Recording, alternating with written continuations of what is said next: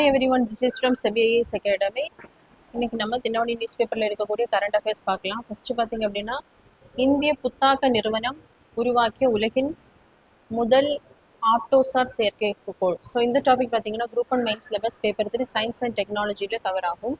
So Karnataka மாநிலம் பெங்களூரை சேர்ந்த கேலக்ஸை அப்படின்னு சொல்லக்கூடிய அந்த புத்தாக்க நிறுவனம் பார்த்தீங்க அப்படின்னா திருஷ்டி அப்படின்ற சேட்டலைட்டை வந்து உருவாக்கி இருக்கு.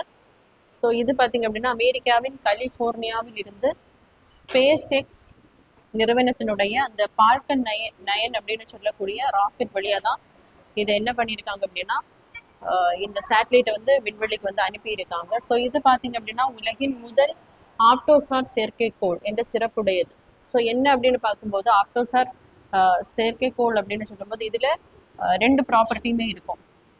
அதாவது சன்லேருந்து வரக்கூடிய அந்த லைட் எலக்ட்ரோ மேக்னெட்டிக் ஸ்பெக்ட்ரம்லேருந்து வரக்கூடிய அந்த லைட்டை யூஸ் பண்ணி இது என்ன பண்ணும் அப்படின்னா அந்த இமேஜஸ் எல்லாமே கொடுக்கும். அதே மாதிரி பார்த்தீங்க அப்படின்னா இப்போது சன்லைட் இல்லாத பட்சத்தில் அந்த கிளவுட்ஸ் எல்லாமே இருந்துச்சு அப்படின்னா அதன் வழியாக பார்த்தீங்க அப்படின்னா செயற்கை துளை, ஸோ அதன் வழியாக ஊடுருவி அது செயற்கையாக இருக்கக்கூடிய அந்த ஒளி பார்த்தீங்க அப்படின்னா வெதர் ஃபார்காஸ்ட் அதே மாதிரி அந்த இமேஜஸ் எல்லாம் கொடுக்கக்கூடிய திறன் உடையது தான் இந்த எலக்ட்ரோ ஆப்டிக்கல் அப்படின்னு சொல்லக்கூடிய இந்த திருஷ்டி செயற்கைக்கோள். நெக்ஸ்ட் பார்த்தீங்க அப்படின்னா மணிப்பூர் கலவரத்தின் 3ஆம் ஆண்டு நினைவு தினம் அனுசரிப்பு. ஸோ வடகிழக்கு மாநிலமான மணிப்பூர்ல பார்த்தீங்க அப்படின்னா பெரும்பான்மையாக இருக்கக்கூடிய சமூகத்தினர் வந்து மைதேயி சமூகத்தினர். ஸோ இது தவிர அங்கே இருக்கக்கூடிய இன்னொரு சமூகத்தினர் பார்த்தீங்க அப்படின்னா குக்கி அப்படின்னு சொல்லக்கூடிய